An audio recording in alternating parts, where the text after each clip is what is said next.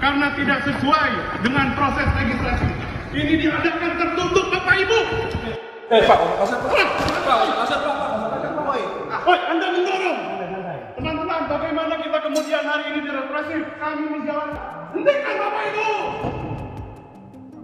Beginilah detik-detik aktivis Komisi untuk Orang Hilang dan Korban Tindak Kekerasan atau Kontras diusir saat menggeruduk rapat tertutup yang dilakukan Komisi 1 DPR RI soal revisi Undang-Undang TNI pada Sabtu 15 Maret 2025. Tampak 3 aktivis Kontras mendesak masuk ke ruang rapat dan meneriakan tuntutannya sambil membawa poster.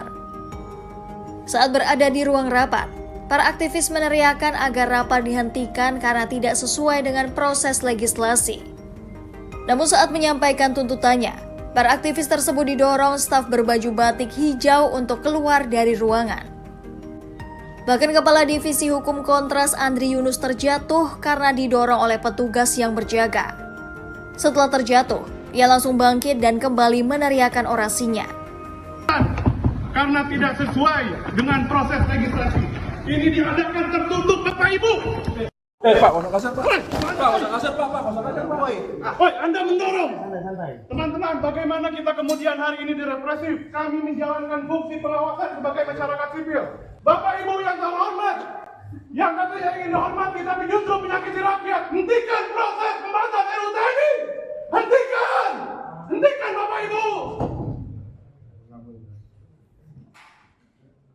Setelah didorong keluar ruangan, Andri bersama 2 rekannya kembali meneriakan tuntutan mereka di depan pintu ruang rapat yang sudah tertutup. Mereka tetap meminta pembahasan RUU TNI dihentikan.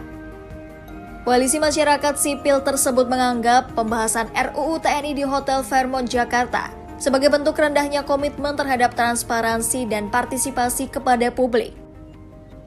Koordinator Kontras Dimas Bagus Arya mengatakan, secara substansi, RUU TNI masih mengandung pasal-pasal bermasalah yang mengancam demokrasi dan penegakan HAM di Indonesia. Selain itu, agenda revisi Undang-Undang TNI justru akan melemahkan profesionalisme militer dan sangat berpotensi mengembalikan dui fungsi TNI. Sebelumnya, rapat pembahasan revisi Undang-Undang TNI yang dilakukan di Hotel Bintang 5 Fairmont selama 2 hari menjadi sorotan karena dilakukan di tengah upaya efisiensi anggaran pemerintah.